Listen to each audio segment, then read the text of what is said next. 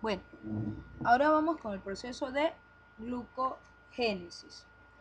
Primero que nada hay que recordar que la glucogénesis es un proceso de formación de glucógeno a partir de moléculas de glucosa.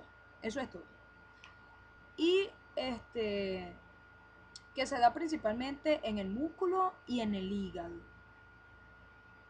¿Qué necesitamos para que el proceso de glucogénesis se lleve a cabo? Primero que nada necesitamos de la transformación de la glucosa a su molécula activa, que es uridil difosfato glucosa. Esto que no se les olvide, por favor. La molécula activa de la glucosa es uridil difosfato glucosa. ¿Por qué no se puede olvidar? Porque es así, en esta forma activa, como la glucógeno sintetasa reconoce la molécula de glucosa.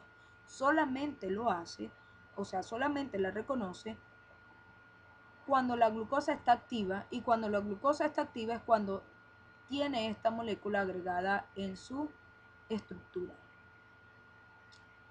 El segundo elemento que necesitamos es la glucogenina. La glucogenina es una proteína que va a servir de primer para la glucógeno sintetasa. ¿Cómo es esto? Porque la glucógeno sintetasa necesita de alguien que como le dé la orden o le sirva de inicio para ella comenzar a agregar las moléculas de glucosa. Si tuviéramos en otro caso una molécula preexistente de glucógeno, pues la glucógeno sintetasa sigue agregando glucosa allí.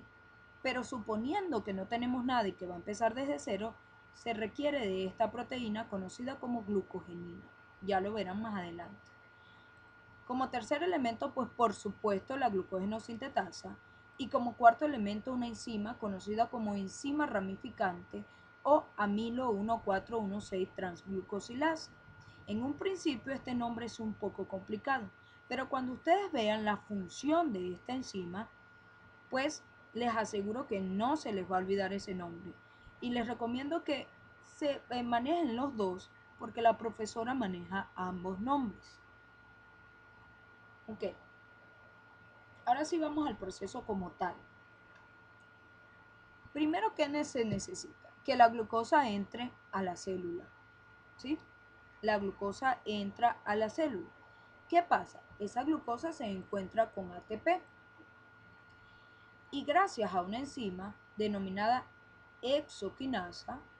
¿Qué quiere decir que es exoquinasa? Que una quinasa es aquella que agrega grupo fosfato a cualquier molécula. Y exo significa que ese grupo fosfato, en este caso, va a ir al carbono 6 de esa glucosa. Esta exoquinasa en el hígado es conocida como glucoquinasa. Como glucoquinasa. ¿Ok? Eso que no se olvide tampoco. Entonces, ¿qué va a hacer la exoquinasa? Va a romper la molécula de ATP y va a liberar ADP y el fósforo inorgánico. Este grupo fosfato libre se lo va a agregar al carbono 6 de la glucosa y va a transformar a la glucosa en glucosa 6-fosfato. Esto con el fin de que deben recordar que siempre que la glucosa entra se le debe agregar un grupo fosfato para que esa glucosa no salga de la célula de nuevo, sino se mantenga allí en el citoplasma. Posterior a esto, la glucosa 6-fosfato se va a encontrar con otra enzima conocida como fosfofructomutasa. La fosfofructomutasa, como su nombre lo indica, ella va a mover nada más. Ese fosfato que estaba en el carbono 6 lo va a mover al carbono 1 de la glucosa y por lo tanto vamos a encontrar glucosa 1-fosfato. A partir de aquí es que viene la transformación de esta glucosa en glucosa activa o UDP glucosa. Veamos cómo. La glucosa 1-fosfato se va a encontrar con una enzima denominada UDP glucosa pirofosforilasa o UTP glucosa uridiltransferasa. Ya van a ver a qué les debe su nombre estas enzimas. Se lo deben a la función que hacen y ya van a ver qué es lo que hacen. Esta enzima necesita de una molécula denominada UTP. Esta enzima se va a encargar de romper ese UTP, es decir, de desdoblar ese UTP y de conseguir a partir de ese UTP UDP para que nosotros logremos activar la glucosa. Pero si aquí notan, se están liberando dos fósforos inorgánicos. Dos. ¿A qué se debe esto? Primero, que al UTP se le quitó un grupo fosfato, ¿verdad? Y se pierde. Y se convierte en UDP. Pero el segundo, ¿a qué se deberá? Al fosfato que estaba en el carbono 1 de la glucosa. Ese fosfato se va junto con el fosfato que quitamos del UTP y se pierde. Y el UDP se une finalmente a la glucosa formando UDP glucosa, que es la forma activa de la glucosa que va a ser reconocida por la glucógeno sintetasa, que no se olvide. Okay. Luego, ¿qué va a pasar con esa UDP glucosa? Se va a encontrar y va a ser reconocida finalmente por la glucógeno sintetasa. Ahora, la glucógeno sintetasa, ¿qué requiere para comenzar a agregar glucosa, glucosa, glucosa, glucosa? Requiere de esta proteína denominada glucogenina que al principio la nombramos.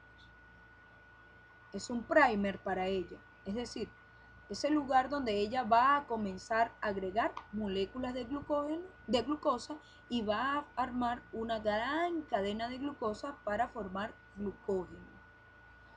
Si recuerden siempre que si tuviéramos una molécula preexistente de glucógeno, pues la glucógeno sintetasa va a ir agregando glucosa allí.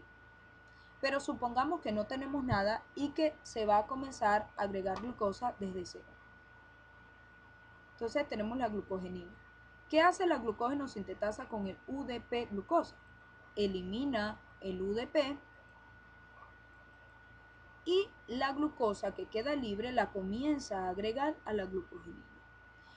Luego elimina el UDP de cada molécula de UDP glucosa que entra y la glucosa que queda libre la sigue agregando en esa cadena y así ocurre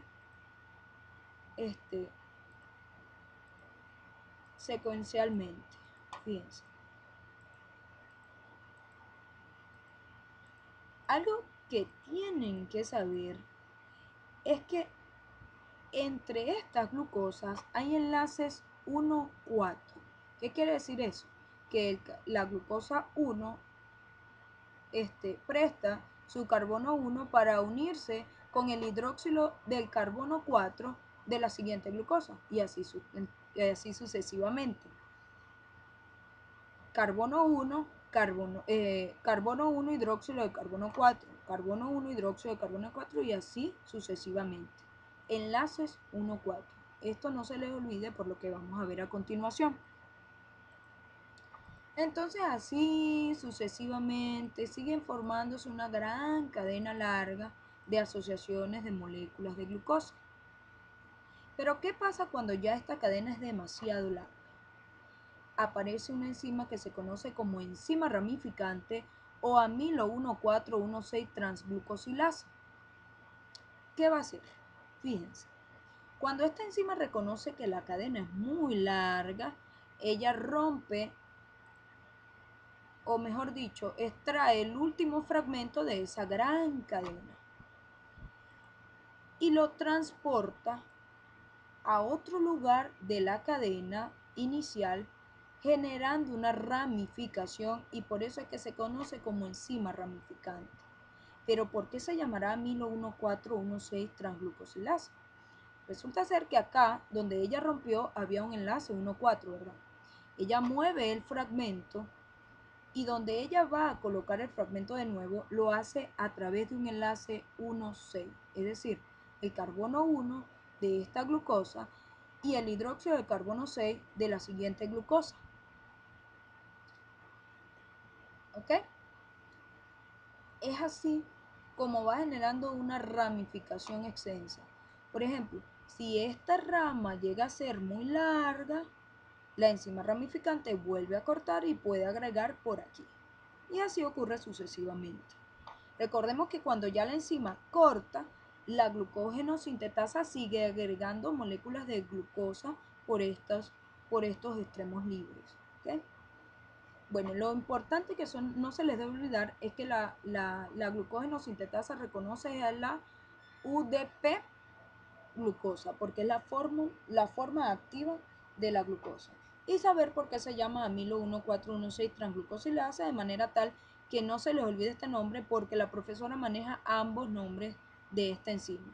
Una vez le pregunté y me dijo que la enzima ramificante no era un nombre de la enzima como tal, sino que era amilo 1416 transglucosilasa. Así que ojo con eso. Bueno, espero les sirva y gracias.